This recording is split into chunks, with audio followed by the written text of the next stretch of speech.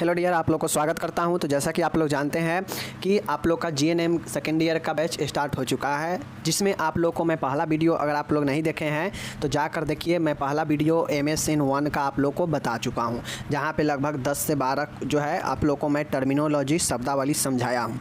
अब ये शब्दावली क्यों समझा रहे हैं? क्योंकि जब हम लोग चलेंगे चैप्टर वाइज पढ़ेंगे, लॉन्ग क्वेश्चन शॉर्ट क्वेश्चन, तो वहाँ पर ये सब रिपीटेड होगा, तो वहाँ पर आपको समझने में आसान होगा। पहले से समझे रहेंगे तो ज़्यादा जोर देना नहीं पड़ेगा। और साथ में यह इसलिए भी बता रहे हैं क्योंकि आपके एग्ज़ाम में 5 से 10 नंबर का डिफिनीशन भी पूछा जाता है, समझ गए। चलिए, तो आज हम लेकर आए हैं MS in 1 पढ़ा चुके हैं, MS in 2 का यह पहला वीडियो है। तो चलिए हम लोग देखते हैं। ओके, चलिए।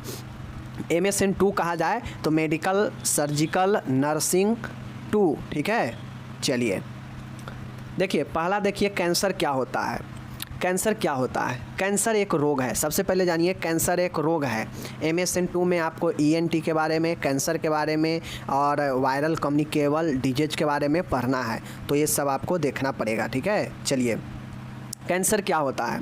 कैंसर एक रोग है, सबसे पहले जानिए, जिसमें शरीर के ऊतक यानी टिश्यू अनियंत्रित मतलब अनकंट्रोल एवं तीव्र मतलब फास्ट गति से डिवीजन होता है, विभाजन कर नवीन कोशिकाओं का गुच्छा या नियोप्लेसिया बनाते हैं। वह अबूर्द या ट्यूमर का निर्माण करते हैं।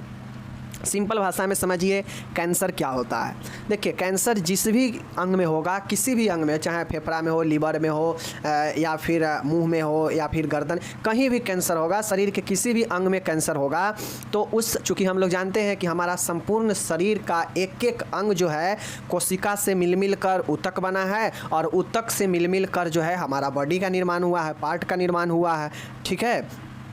तो यह कैंसर, अगर आपका शरीर नॉर्मल है तब तो कोई दिक्कत नहीं रहता है, लेकिन कैंसर अगर किसी में होता है, जिस भी अंग में अगर कैंसर होता है, तो उस अंग में जो कोशिका जो होता है वह क्या होता है, अत्यधिक तीव्र गति से क्या होता है कि वहाँ पे विभाजन होने लगता है, डिवाइड होने लगता है, जिसके कारण होता यह है कि वहाँ पे तेज़ी से जो कोशिका विभाजन होता है अत्यधिक रूप में, वह धीरे धीरे बढ़ कर एक गुच्छा सा बना लेता है, एक जो है नियोप्लेसिया बना लेता है, और वह एक ट्यूमर का रूप ले लेता है। वह एक ट्यूमर का निर्माण कर देता है उस अंग में एक कोशिका विभाजन करके, समझ गए। और वही जो है आपका कैंसर होता है। चीज़ को समझ गए। चलिए, कैंसर को इंग्लिश में देख लीजिए क्या होता है। Cancer is a disease. Cancer एक क्या है, रोग है।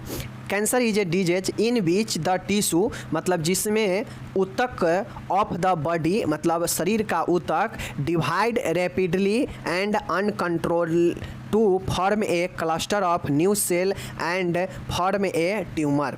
मतलब cancer is a disease, cancer एक रोग है, इन विच जिसमें द टिश्यू मतलब टिश्यू ऊतक ऑफ द ऊतक का बॉडी मतलब बॉडी का ऊतक, the tissue of the body मतलब शरीर का ऊतक, ठीक है, डिवाइड मतलब विभाजन होता है, रैपिडली मतलब अत्यधिक, एंड अनकंट्रोल यानी अनियंत्रित रूप से, टू फॉर्म एक क्लस्टर ऑफ न्यू सेल मतलब एक नए कोशिका के रूप में जो गुच्छा बना लेता है, एंड फॉर्म ए ट्यूमर जो एक ट्यूमर के रूप में बन जाता है। यही आपका कैंसर कहलाता है। ओके, चलिए, कैंसर समझ गए। अब आ गया रेडिएशन थेरेपी। अब देखिए, रेडिएशन थेरेपी जो होता है ना, यह एक प्रकार का थेरेपी है। रेडिएशन का क्यों उपयोग किया गया है?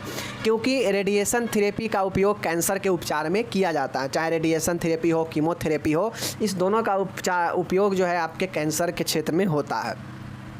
अब ये जो रेडिएशन थेरेपी होता है, इसका उपयोग छोट मोट या शुरुआत के कैंसर में नहीं होता है। इसका उपयोग कहाँ पे होता है? तो जब व्यक्ति में कैंसर बहुत ज़्यादा हो जाता है तो उसमें रेडिएशन थेरेपी करते हैं, क्योंकि रेडिएशन बहुत ख़तरनाक होता है। यह किरण के द्वारा, रेडिएशन के द्वारा शरीर के जिस भी अंग में, जिस भी भाग में कैंसर हो, कैंसर का सेल हो, वहाँ पे रेडिएशन देकर जो है उस सेल को तोड़ा जाता है, भंगुर किया जाता है, क्षतिग्रस्त किया जाता है, जिससे वह कैंसर क्या होता है, ट्यूमर जो बना लिया है उसको जो है तोड़ देता है, जिससे वह कैंसर नष्ट हो जाता है, वहाँ का सेल नष्ट हो जाता है, और यही प्रक्रिया रेडिएशन थेरेपी कहलाता है। समझ गए।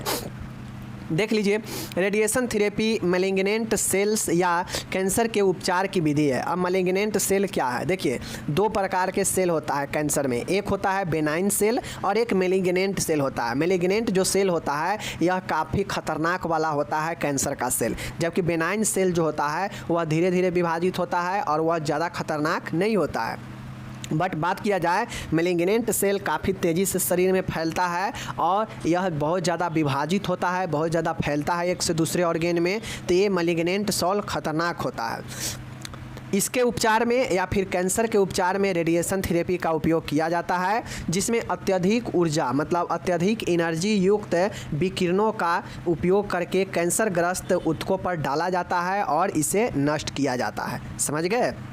मतलब जो कैंसर सेल मैलिग्नेंट सेल जो है या फिर जो कैंसर के उपचार के लिए जो रेडिएशन थेरेपी का उपयोग किया जाता है, तो ये होता यह है कि जो भी रेडिएशन होता है उसमें अत्यधिक ऊर्जा होता है उसके किरण में, तो वह किरण क्या होता है जो अत्यधिक एनर्जी वाला है उसको कैंसर सेल पर, जिस भी बॉडी में कैंसर है उस जगह पर किरण को रेडिएशन को डाला जाता है। अब डालने से होता यह है कि उसका ऊर्जा एनर्जी जो है किरण का वह ऊतक को नष्ट कर देता है, जिससे कैंसर सेल नष्ट होता है। ठीक है, चलिए अब रेडिएशन थेरेपी का इंग्लिश देख लीजिए। Radiation therapy is a method of treating malignant cell और कैंसर। ठीक है, सबसे पहले समझिए, radiation therapy is a method मतलब विधि है, ऑफ ट्रीटिंग मतलब उपचार, मैलिग्नेंट सेल और कैंसर मतलब रेडिएशन थेरेपी मेथड है, विधि है उपचार का मैलिग्नेंट सेल और कैंसर का। ठीक है, इन बीच जिसमें हाई एनर्जी मतलब उच्च ऊर्जा युक्त रेडिएशन डायरेक्टेड मतलब सीधा कैंसरस टिश्यू मतलब कैंसर वाले ऊतक पर जो है डाला जाता है। हाई एनर्जी वाला रेडिएशन कैंसर टिश्यू पर डाला जाता है डायरेक्टेड, और फिर जो है यह एनर्जी इसे डिस्ट्रॉयड कर देता है, किसे? कैंसर सेल को। समझ गए? चलिए तीसरा देखिएगा, बहुत शानदार है, कीमोथेरेपी। अब कीमोथेरेपी भी वही प्रकार से है जिस प्रकार से रेडिएशन थेरेपी कैंसर के उपचार में उपयोग में आता है, तो कीमोथेरेपी भी जो है आपका रेडिएशन के उपचार में काम में आता है। जैसे मैं बताता हूँ, कैंसर का विशेष रासायनिक दवाओं से उपचार करना रसायन उपचार या कीमोथेरेपी कहलाता है। सीधी सी बातें हैं कि कैंसर का उपचार जिस रासायनिक दवाओं के या प्रभावों से किया जाता है उसी उपचार को हम लोग कैंसर का कीमोथेरेपी कहते हैं या रसायन उपचार कहते हैं। ओके, यह रासायनिक दवाएं कैंसर कोशिकाओं को वृद्धि को कम करता है अथवा इसे नष्ट करता है। अब ये ऐसा दवा होता है रसायन, चूँकि सब दवा तो रसायन केमिकल का ही बना होता है, तो ये जो दवा होता है यह कोशिका के वृद्धि को रोकता है या फिर इसे नष्ट करता है। यही आपका कीमोथेरेपी होता है। ओके, देख लीजिए, इंग्लिश में भी देख लीजिए कीमोथेरेपी ट्रीटमेंट ऑफ कैंसर मतलब कैंसर का उपचार विथ स्पेशल केमिकल ड्रग्स मतलब कुछ विशेष रासायनिक दवाओं के प्रयोग के द्वारा कैंसर का उपचार करना ही कीमोथेरेपी या कीमोथेरेपी कहलाता है। समझ गए चीज़ को?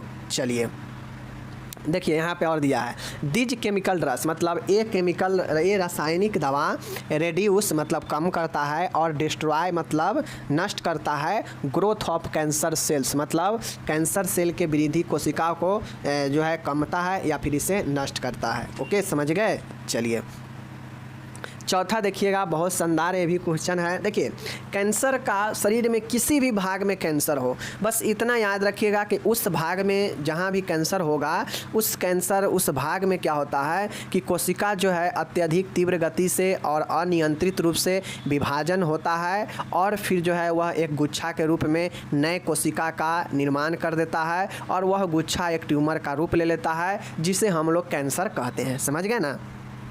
चलिए, रक्त कैंसर, ब्लड कैंसर या इसी को हम लोग ल्यूकोमिया कहते हैं। ब्लड कैंसर को ही हम लोग ल्यूकोमिया कहते हैं। ओके, अब ब्लड कैंसर जो होता है नॉर्मली यह वाइट ब्लड सेल में श्वेत रक्त कणिका में होता है। यह कैंसर का एक प्रकार है। ब्लड कैंसर भी एक कैंसर का प्रकार है जिसमें रक्त में श्वेत रक्त कोशिकाओं में अनियंत्रित एवं तीव्र कोशिका विभाजन होते हैं। कहाँ होता है ये?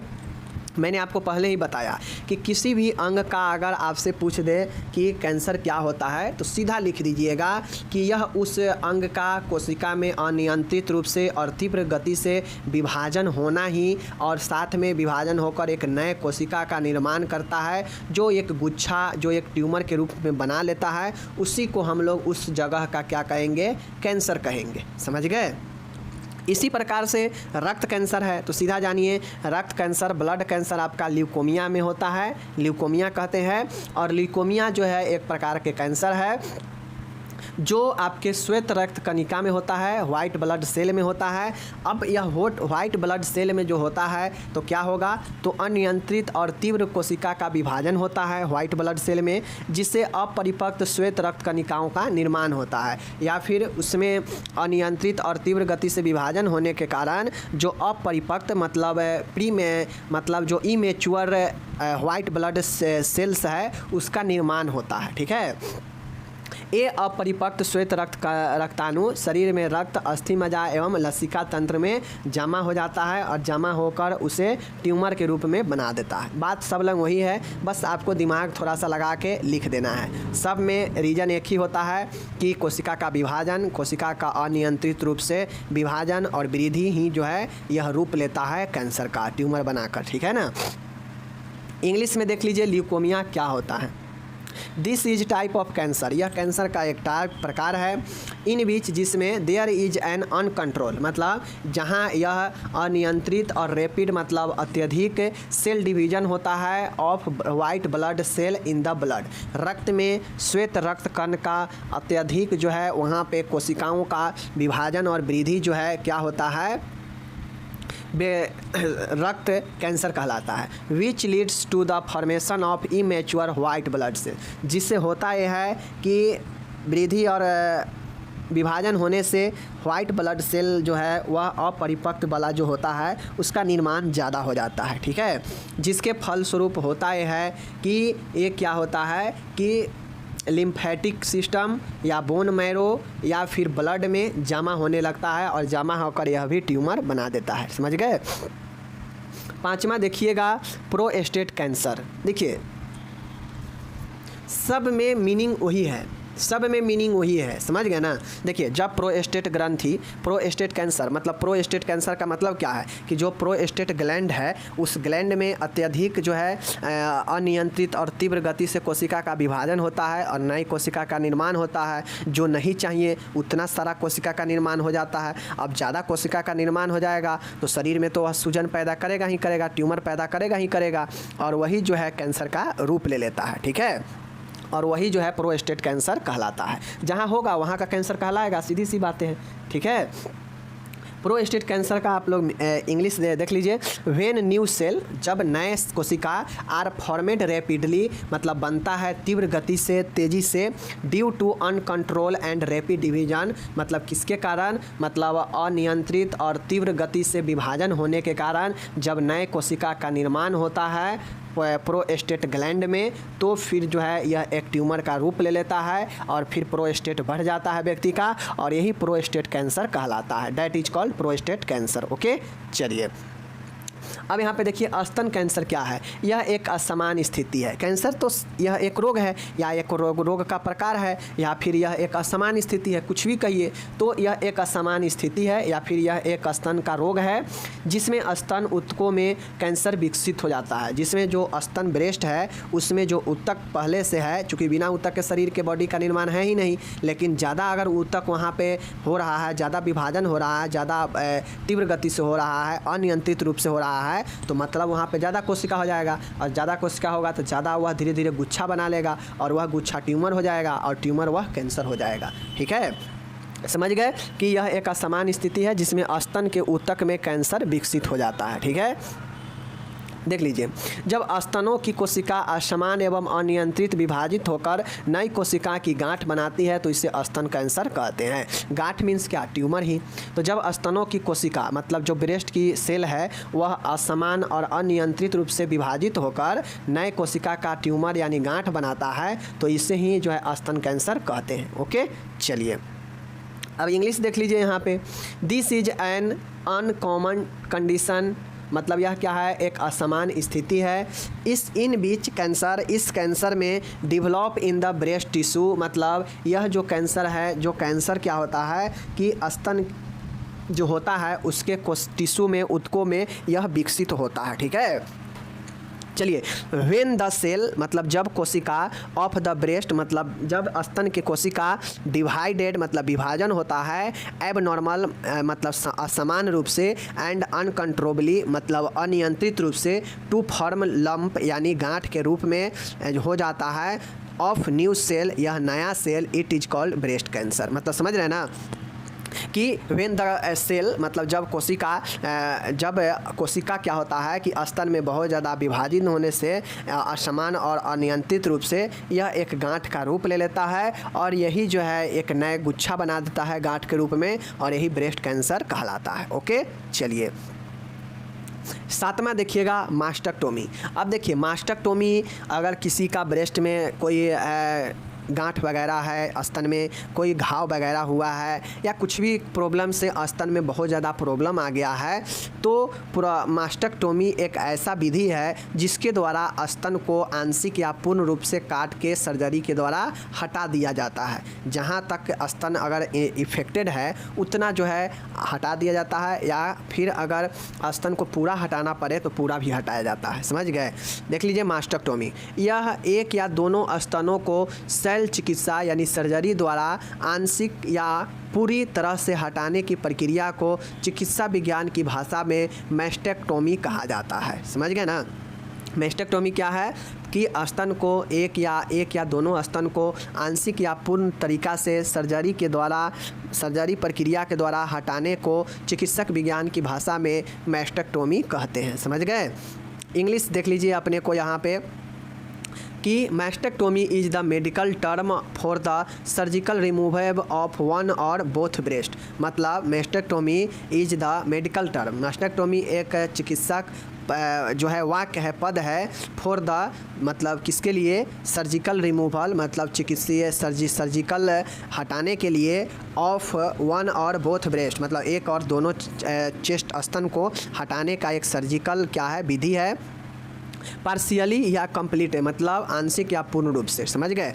ए mastectomy is usually carried out to treat breast cancer. Mastectomy का सामान्यतः यूज जो है ब्रेस्ट कैंसर के लिए किया जाता है। समझ गए चीज़ को? चलिए 8वां देखिएगा सोराइसिस क्या होता है। यह त्वचा में बार बार अत्यधिक लाल छोटे छोटे चकत्ते पड़ने एवं इनकी ऊपरी सतह पर पपड़ी पड़ने की असमान स्थिति है। देखिए मैं आपको पहले ही बता चुका हूँ कि सेकेंड ईयर में आपको बीमारी के बारे में बहुत ज़्यादा पढ़ना है, तो ये अभी हम लोग बीमारी देख रहे हैं कि थोड़ा थोड़ा जान रहे हैं उसके बारे में। तो सोराइसिस क्या होता है देख लीजिए, इंग्लिश में अंतर है, पी सोराइसिस है, हिंदी में सीधा सोराइसिस है। ओके, यह एक त्वचा में बार बार होने वाला जो रोग होता है, जो अत्यधिक लाल और छोटे छोटे चकत्ते पड़ जाते हैं और त्वचा के ऊपरी सतह पर पपड़ी बन जाता है और यह असमान स्थिति होता है, इसी को सोराइसिस बोला जाता है। ठीक है, इंग्लिश देखने का, it is an abnormal condition, यह एक असमान स्थिति है।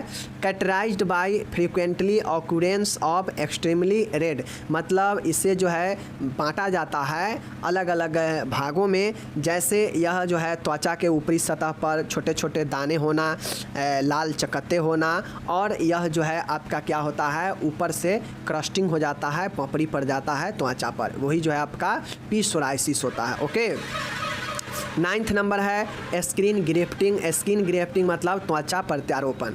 देखिए अलग अलग किडनी ट्रांसप्लांट होता है, ठीक है, उसी प्रकार से आपका स्किन ट्रांसप्लांट होता है, लेंस ट्रांसप्लांट होता है।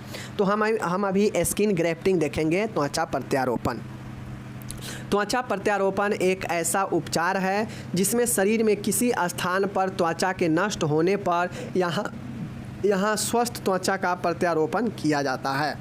देखिए त्वचा प्रत्यारोपण यानी ट्रांसप्लांट एक ऐसा उपचार है, ट्रीटमेंट है, जिसमें शरीर में किसी भी स्थान पर अगर आपका त्वचा नष्ट हो गया है या ख़राब हो गया है किसी कारण से, तो अगर नए त्वचा लगाना है तो नए त्वचा लगाना ही जो है, स्वस्थ त्वचा लगाना ही जो है प्रत्यारोपण कहलाता है त्वचा का। समझ गए?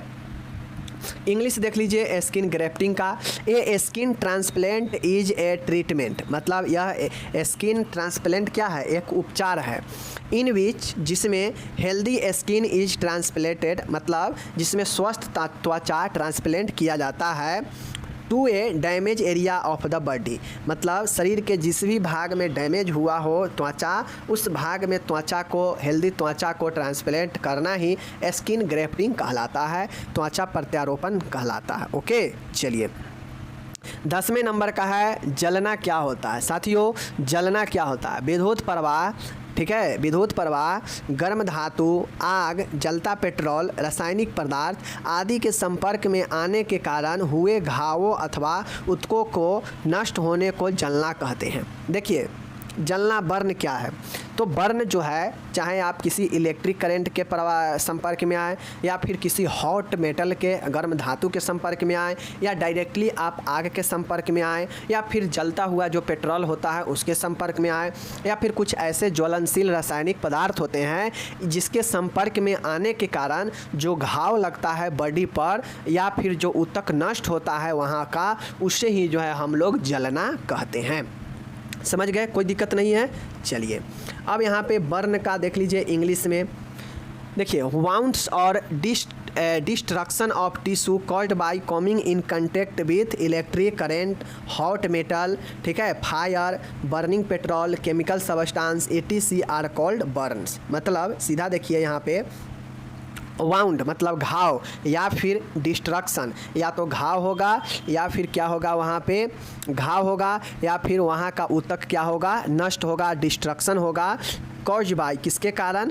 Coming in contact with electron, मतलब देखिए कमिंग विथ कांटेक्ट, किसके कांटेक्ट? तो इलेक्ट्रिक करंट, हॉट मेटल के कांटेक्ट में, या फिर फायर के कांटेक्ट में, बर्निंग पेट्रोल के कांटेक्ट में, केमिकल के कांटेक्ट में, ये सब के कांटेक्ट में आने से जो वाउंड मतलब घाव, या फिर डिकंस्ट्रक्शन ऑफ टिश्यू, जो टिश्यू का नष्ट होता है, उसे ही हम लोग जो है क्या कहते हैं? जलना कहते हैं, बर्न कहते हैं। समझ गए? चलिए 11 नंबर का देखते हैं। यह त्वचा पर एक परजीवी, यह त्वचा का एक रोग है। दांत खाज खुजली हम लोग कहते हैं ना, तो स्कैबिज, इसी को हम लोग खाज बोलते हैं। तो देख लीजिए, यह त्वचा पर एक परजीवी इच माइट के होने के कारण होने वाली गंभीर खुजली की स्थिति है। इच माइट को सार्कोप्टस स्कैबी होमिनिस भी कहते हैं। देखिए, स्कैबिज किसके कारण होता है? तो यह परजीवी इच माइट के कारण होने वाला एक गंभीर खुजली का स्थिति होता है। अब ये जो इच माइट होता है, जिसके कारण त्वचा पर खुजली उजली होता है, तो इस इच माइट को हम लोग सार्कोप्टस स्कैबी होमिनिज भी कहते हैं। चीज़ को समझ रहे हैं ना? चलिए, ये हो गया। तो स्कैबिज क्या है? स्कैबिज एक गंभीर त्वचा पर होने वाला एक खुजली है, जो किसके कारण होता है? जो परजीवी इच माइट के कारण होता है। अब परजीवी इच माइट को हम लोग सार्कोप्टस स्कैबी होमिनस भी कहते हैं। आपका यहाँ पे लिखा गया है, देख लीजिए। समझ गए? चलिए, ये हो गया। अब देखिए स्कैबिज, स्कैबिज को इंग्लिश में देख लीजिए। It is condition of severe itching cause by the presence of A parasitic etch might on the skin. मतलब क्या हुआ? इट इज ए कंडीशन, मतलब यह एक ऐसा स्थिति है ऑफ सीवियर ईचिंग, मतलब एक गंभीर खुजली का, कॉज बाय द प्रेजेंस मतलब किसके कारण? तो यह presence of parasitic etch might, मतलब पैरासाइटिक इच माइट के उपस्थिति के कारण तो ऑन द स्किन यानी त्वचा पर होने वाला एक गंभीर खुजली होता है। ठीक है, itch mite is also known as sarcoptes scabiei hominis, याद रखिएगा। ओके, चलिए 12th नंबर का है CPR क्या होता है। देखिए, CPR जो होता है, CPR का जो फुल फॉर्म होता है वो होता है C फॉर कार्डियो। कार्डियो का मतलब होता है, कार्डियो से तात्पर्य है हृदय से। P फॉर पल्मनरी, पल्मनरी से तात्पर्य है फेफड़ा। और R फॉर रिससिटेशन, रिससिटेशन से तात्पर्य होता है कोशिश करके पुनर्जीवन करना।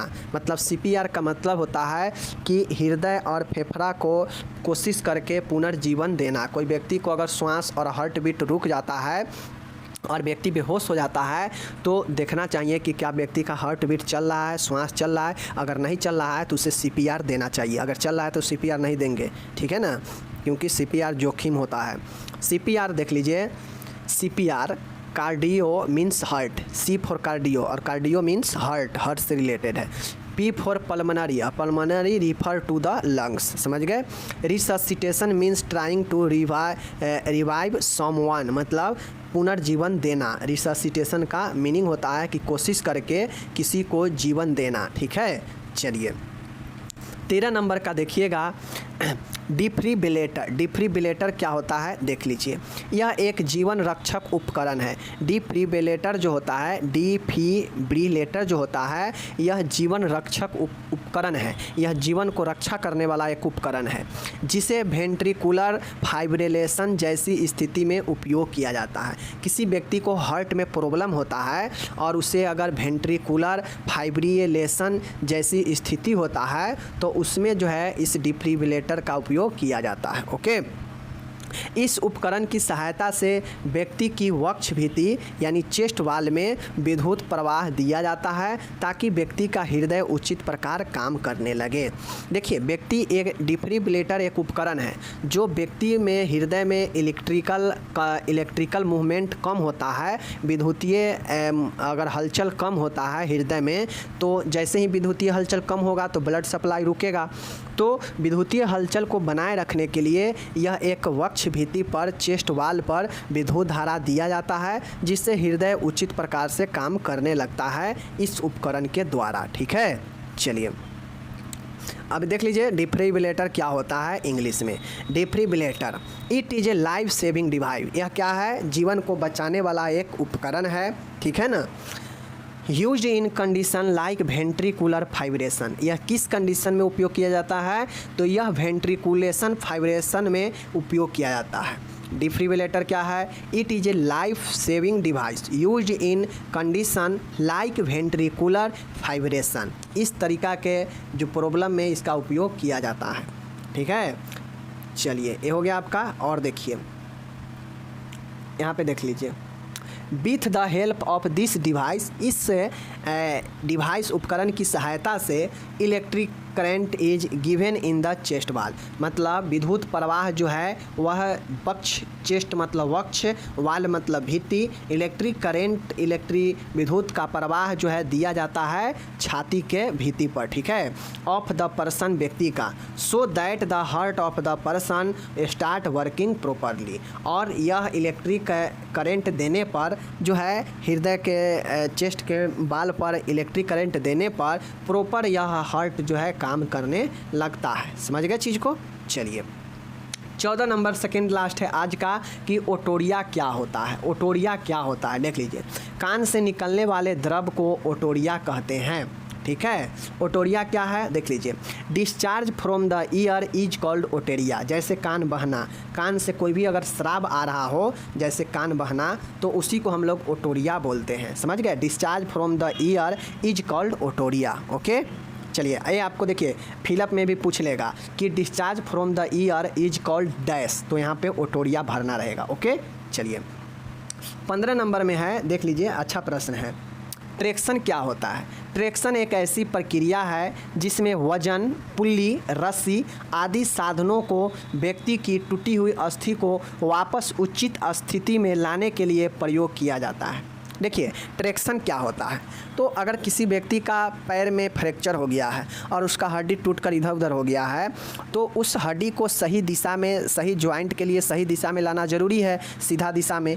तो उस हड्डी को सही दिशा में, सही जॉइंट के लिए उचित स्थान पर लाने के लिए इस ट्रैक्शन का उपयोग किया जाता है, जिसमें होता यह है कि ट्रैक्शन में एक वजनदार सामान होता है और एक पुल्ली होता है और एक रस्सी होता है, जिसमें क्या होता है कि जो भी भाग फ्रैक्चर है उसको सही जगह पर लाने के लिए इस वजन, पुल्ली और रस्सी का उपयोग किया जाता है। और इसके वजन इसलिए दिया जाता है ताकि एक जगह पर लाएंगे और उसे ज्वाइंट करेंगे तो वह इधर उधर नहीं खसकेगा, समझ गए, इसलिए वजन का उपयोग किया जाता है।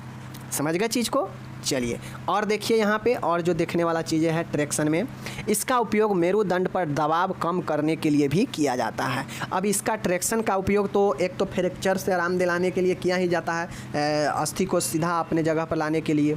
इसका उपयोग एक और ये है कि यह स्पाइनल जो होता है स्पाइनल मेरुदंड, उस पर प्रेशर कम पड़े, इसके लिए भी इसका उपयोग किया जाता है। अगर कोई पेशेंट को स्पाइनल का दिक्कत है, अगर उसको प्रेशर पड़ने से स्पाइनल पर दिक्कत हो रहा है, तो उस कंडीशन में ट्रैक्शन लगाकर उसके स्पाइनल पर दबाव को कम भी किया जाता है। ठीक है, अब इंग्लिश यहाँ पर देख लीजिए इसका ट्रैक्शन का। Traction is a process, traction एक प्रक्रिया है, इन विच जिसमें टूल्स कुछ औजार, सच एज बेट वजन, पुली मतलब जो घिरनी होता है खींचने वाला, रोप्स मतलब रस्सी, ईटीसी का टूल्स का उपयोग किया जाता है इस प्रक्रिया में। Are use to bring a person मतलब उपयोग किया जाता है, ब्रिंग मतलब लाने के लिए, पर्सन्स मतलब व्यक्ति के, ब्रोकन बोन मतलब टूटी हुई हड्डियों को, बैक मतलब पुनः, इनटू इट्स प्रॉपर पोजीशन मतलब पुनः अपने पोजीशन पर वापस लाने के लिए एक ट्रैक्शन प्रक्रिया का उपयोग किया जाता है, जिसमें वजन, पुली और रोप्स के सहायता से किसी भी व्यक्ति के टूटे हुए हड्डियों को वापस से उसके उचित स्थान पर लाने के लिए इस ट्रैक्शन का उपयोग किया जाता है। ओके, चलिए, it is also use to reduce pressure on the spinal cord. इसका एक और उपयोग है कि इसका उपयोग करके स्पाइनल कॉर्ड के प्रेशर को भी कम किया जाता है, इसीलिए it is also reduce to pressure on the spinal cord. समझ गए चीज़ को। और इस तरीक़ा से यहाँ पे देख लीजिए मेरा 15 एकदम सफलपूर्वक समाप्त होता है। आप लोग पढ़िए, 15 आपका महत्वपूर्ण है जो आपको लॉन्ग शॉर्ट सभी में मदद करेगा, और साथ में अगर डिफिनीशन पूछ लिया एग्जाम में तो यहाँ से डायरेक्टली आ भी जाएगा। ओके, चलिए आज हम पढ़ाए हैं आप सभी सेकेंड ईयर को MSN2। थोड़ा सा आज लेट हुआ है, इसके लिए सॉरी, क्योंकि लाइट रात में नहीं था, मोबाइल डिस्चार्ज हो गया, जिसके कारण से आप सभी के पास वीडियो नहीं आ पाया, थोड़ा सा लेट से आ रहा है, इसके लिए सॉरी। बाकी कल से फिर से आपको समय पर ही 1 बजे सेकेंड ईयर का आएगा। ओके, चलिए धन्यवाद।